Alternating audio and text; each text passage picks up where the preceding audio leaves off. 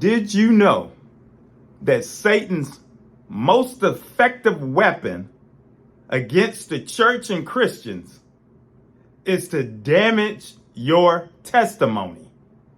I was thinking about this the past couple of days, based upon talking with other people, how I make my videos, trying to speak to other Christians and looking and just exploring and seeing how many Christians and how much the church is in big trouble. I was thinking about Jesus at the Last Supper when he told Peter, Satan desires to sift you like wheat. He knew that the attack was coming just like Job, and he knew that Satan would shake Peter's faith. But he said, I prayed for you. He knew that he would be there with him after he fall and through the tough times. And I was just looking as I go through comments of many of these people that say they're Christians, that follow these false teachers, follow these false prophets, follow these Christian nationalists. I look at the comments and I spend a lot of time reading comments from the followers of these people that follow these false teachers. And I'm reading their stuff, and many of them, they're just, oh, justice is coming. Oh, they still talk about Kim Clement. Oh, Kim Clement is going to come to pass. They quote Kim Clement all the time. Kim Clement said this. Kim Clement said that. They talk about, oh, there's only so many prophets that I only trust. I trust Julie Green. I trust Amanda Grace. I trust Robin Bullock. I trust all of these people. They look up to Clay, the man that's with the reawakening, that's out here pushing the nationalism and got all of these false people coming together and speaking across the nation. And they follow this stuff. They've been sifted. And they had remember, Peter, after he denied Jesus and all of that and got himself, fell flat on his face. And he comes back in Peter where he tells us, be sober. Be vigilant. Your adversary, the devil, is like a roaring lion, seeking whom he may devour. And he's been devoured a whole lot of people at the moment. A lot of these people have been chewed up and spit out, and they are lost. And their testimonies have been damaged. Why would anybody at this stage right now, the way the condition that the church looks, why would anybody want to come to church and give their life to the Lord? When you're looking at self-righteous people, when you're looking at people that talking nationalistic type crazy. Wait till November when the Republican Party, I think I met one Christian Democrat, have you? When the Republican Party wipes them out. Where women don't have the right to vote. And it looks like a society where boys and girls get married as teenagers and start having kids, and they don't use birth control, and they don't use contraceptives, and they have big families and a high birth rate, and it looks like women wearing veils at church, and it looks like women not being in the workforce. Men must be born again of the Father. They must return to the Father, because until they return to the Father, the woman will rule. And as you know, every time you listen to the woman, you're going to suffer. A man has no business listening to a woman. And all of this stuff, why would they want to give their life to the Lord? Let me tell you something on a personal level. Many of you, for some of you that's new, my brother married outside of his race, and unfortunately, some years back here, I don't know, maybe 7-8 years ago now, his wife got remarried and her husband murdered her. And my brother's, he had one daughter with his wife. And this family now, his wife, his deceased wife there, had a son that was a son already that was outside of the race as well. Her family prejudice. Die-hard prejudice. When we went to the wedding, I mean, it was total. It was you could see it. The father was beat red through the whole time. He did not want his daughter to get married. You could tell they didn't fellowship with us. They pretty much did. But my family was loving, kind, and still, hug people, forced them, put the love on them, and all of that. And they ended up getting custody. The grandparents got custody of the daughter because it's in a small town from where I'm at, and he pretty much, the grandfather, worked in the system. And that court gave them the daughter because they want the Social Security death benefit money and the victim of crime money. They're trying to keep her here to stay in the States or to go to college because they want the money to keep coming in. She's about 14 now. She is counting down the days to get out of that house and wants to leave the state. She wants to live with her dad. And it's a long, long story. But they claim to be Christian. They claim to love the Lord. They all claim like they're these great believers. And they set up there recently. They set up there and my niece told her, because she's got some black friends, and said, why are you hanging with them N-words and use this type of language and all of this type of stuff around her?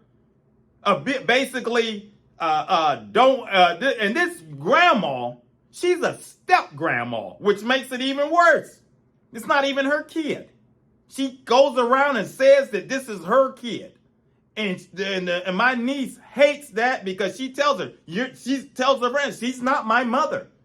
And then she gets mad at her for that and then won't go home and cook.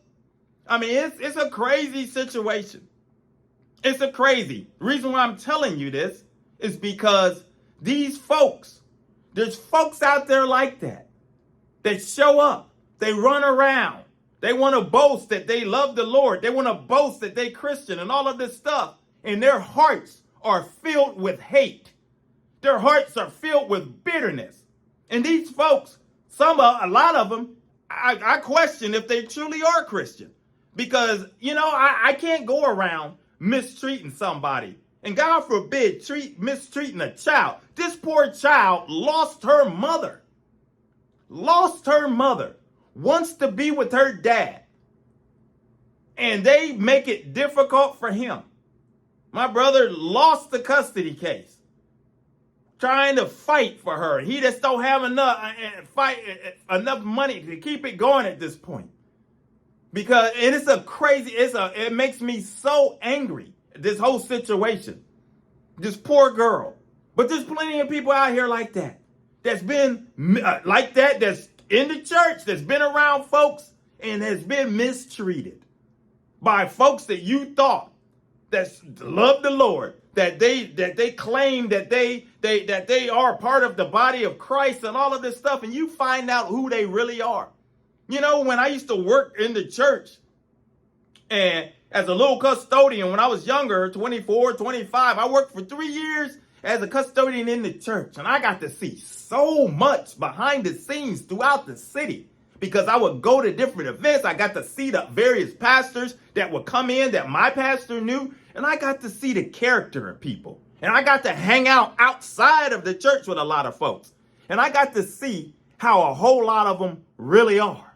And it just made me wonder, like, man, I mean, none of us are perfect. I mean, no, I'm not expecting, I mean, we all fall in things. But some of the things that I used to see from some folks, and I'm like, and preachers like that, and I'm like, oh my goodness. Some of these preachers were so high and mighty that they wouldn't even speak to me, I guess because I'm the lowly old janitor cleaning. They wouldn't even speak and stuff. Walk right by me, I say hello, they walk right on by me and stuff. And what kind of, it's disgraceful. And this is what you have. These people, all of these Julie Greens and all of these people, Dutch Sheets, all of these folks, These folks are not your friend, as I've been saying a million times. All they preach is hate. There's no love in their hearts. All they want to do is take the Bible and ram it right down people's throat with this nationalist agenda and force you to try to love the Lord. I don't want to serve no God that will force me to love him. We're not the, I wouldn't want to serve. I mean, that's not true. You're not being true to yourself. You're not being true. He's not going to force us to give our lives over to him. He's not going to make us do things that we don't want to do. He sends the olive branch. He wants us to come to him. His arms are open. He loves us. But the problem is, we are in a dire situation right now. Millions. It's no longer hundreds, thousands. It's millions at this point. These folks and these hateful nationalist type people have infiltrated the church and society in such a way that the church is in retreat. The church is not supposed to be in retreat. The true church, Christians are in retreat. Just like Peter denied Jesus 3 times. That's what the church is doing right now. It's denying Jesus. It's denying Jesus on all fronts. That's what's happening. We're in retreat. We're scared. We're hiding. Somebody say you love the Lord. Oh, all of that. Oh no, I used to go to church. All of this stuff. And many people, they've left the church. And like I said on the previous video, they're looking for other alternatives. So if something sounds good, if somebody gives them some type of hope, if someone gives them some false hope is what it is, or think that the government can save their life, think a politician can save their life, think all of this stuff, instead of looking up to the one that has all power. You see, this is where we are. And unfortunately, we're in a dire situation. But you know what? On this channel, we're going to continue to expose them and talk about anybody that is misleading God's people, anybody that's teaching silliness, nonsense. We expose the devil. And what else do? Punch him right in between the chops. Evangelism for God is the channel. If you're new, consider subscribing, hit like, coming along for the journey. So, I'm frustrated. I'm really sad though, because there's millions of people. If they don't watch it, they're going to die in a situation to where it's too late. And when they find themselves at that judgment seat, it's going to be too late. Too late. Many of them are so hard-headed. I'm telling you, you can't sit there and when you get up to heaven. Let me back that up. When you get into heaven, you're fine. But when you stand before the great white throne judgment, is what's going to happen. When you stand there, you can't say, "Oh, well, Julie Green, Kim Clement told me," or I was listening to, I went to the Reawakening tour and all the speakers were, Bo Panani and all of these people were telling me all of these things was going to happen and do this, do that. Oh, I was listening to Chris Yoon. Oh, I was listening to this pastor that likes to dance and jump around and rap and all of this stuff. And he was telling me, God was going to do this, this, and that. They're not going to be able to save you. They're not going to be able to be there to do anything for you. Because there's no power in these people.